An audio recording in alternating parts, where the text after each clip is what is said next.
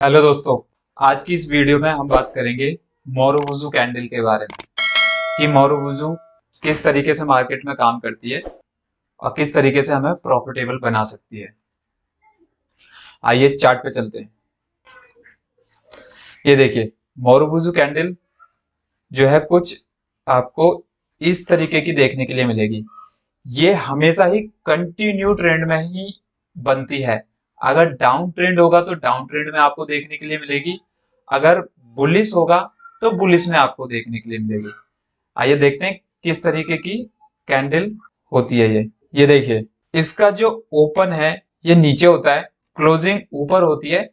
इसमें कोई भी शेडो या विक नहीं होती है। जहां पे ये क्लोज होती है वही इसका हाई है, और जहां पे ये डाउन होती है, ओपन होती है, यही इसका लो है। दोनों एक ही जैसी होती हैं। दोनों में फर्क इतना है कि ग्रीन वाली आपकी बुलिश मार्केट में काम करेगी और रेड वाली आपकी डाउन मार्केट में काम करेगी। आइए चार्ट पे हम देखते हैं कि किस तरीके से ये काम करती है। देखिए दोस्तों, ये हमेशा ही कंटिन्यूएशन में काम करती है। मार्केट अगर गिर रही है तो गिरते हुए ही बनेगी ये आपको। देखिए, मार्केट जैसे कि यहाँ से गिर रही है, ये यहाँ पे आपको एक मोरोवुजू कैंडल देखने के लिए मिलती है। यहाँ पे आपको इसमें कोई भी विक नहीं दिखेगी। जहां पे ये ओपन हुआ है और ये क्लोज हुआ है, कोई भी शैडो या कोई भी विक नहीं है, मतलब कि यहाँ पे सेलर्स जो है वो स्ट्रांग है। इसीलिए जैसे ही ये मोरोवुजू क्लोज होती है, जैसे ही इसका लो टूटता है, तो हम यहाँ पे सेल कर देंगे। सेल क्यों करेंगे? क्योंकि ये रेड कैंडल है और ये कंटिन्यूएशन का ट्रेंड है। अगर ये रेड है तो इसमें आपका जैसे ही ये का लो टूटेगा, वैसे ही आप यहाँ पे ट्रेड लेंगे और स्टॉप लॉस इसके हाई का रखेंगे इसका।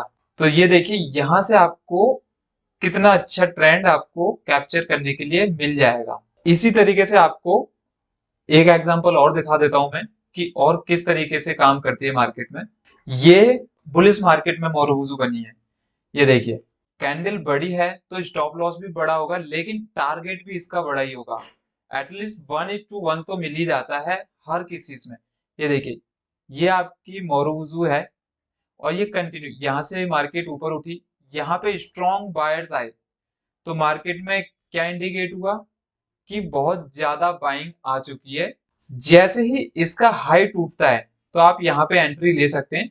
स्टॉप लॉस आपका ये रहेगा, टारगेट आपका ये रहा। समझे? स्टॉप लॉस हमेशा ही इस कैंडल के नीचे ही रखना है।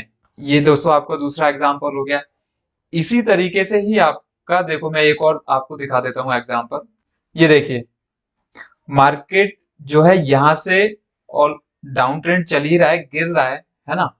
अब यहाँ पे देखिए, ये एक मोरोवुजू बनती है, मतलब कि यहाँ पे जहां पे ओपन हुई कैंडल और जहां पे क्लोज हुई, कोई भी विक नहीं है, इसमें शैडो नहीं है। तो जैसे ही इसका लो टूटता है, हम यहाँ पे एंट्री ले लेंगे सेल की साइड। क्यों? क्योंकि मोरोवुजू कैंडल है ये बियरिश मोरोवुजू कैंडल है, इसीलिए हम इसमें डाउन ट्रेंड में ही ट्रेड लेंगे। तो यहां से देखिए आपको कितना अच्छा ट्रेड मिला, और यहां से ये वापसी आपको कंटिन्यू ट्रेंड आपको इसी तरीके से मिला है। जिस तरीके से मैंने आपको बताया कि कंटिन्यूएशन होता है। जैसे देखिए, यहाँ से ये बुलिश का इंडिकेटर हुआ, ये हैमर आपकी कैंडल बनी और यहाँ पे ये मोरोवुजू बनी, तो यहाँ पे इंडिकेट हो गया कि बाइंग बहुत स्ट्रांग है। तो यहाँ पे आपका ट्रेड ले लेंगे ये देखिए, यहाँ पे एंट्री ले लेंगे। स्टॉप लॉस आपका इसके नीचे होगा, इस मोरोवुजू कैंडल के नीचे। और देखिए, यहाँ से आपको यहाँ तक का टारगेट मिल गया, एटलीस्ट 1:1 आपका टारगेट मिल गया। ये आपको देखने में छोटा लग रहा होगा कि टारगेट छोटा है। ये देखिए ये मोरोवुजू कैंडल यहाँ पे हाई टूटा इसका, यहाँ पे एंट्री लेंगे और यहाँ से ये इतना टारगेट आपको मिल गया। तो दोस्तों, इसी तरीके से आगे की वीडियो और देखने के लिए आप चैनल को सब्सक्राइब कर लें।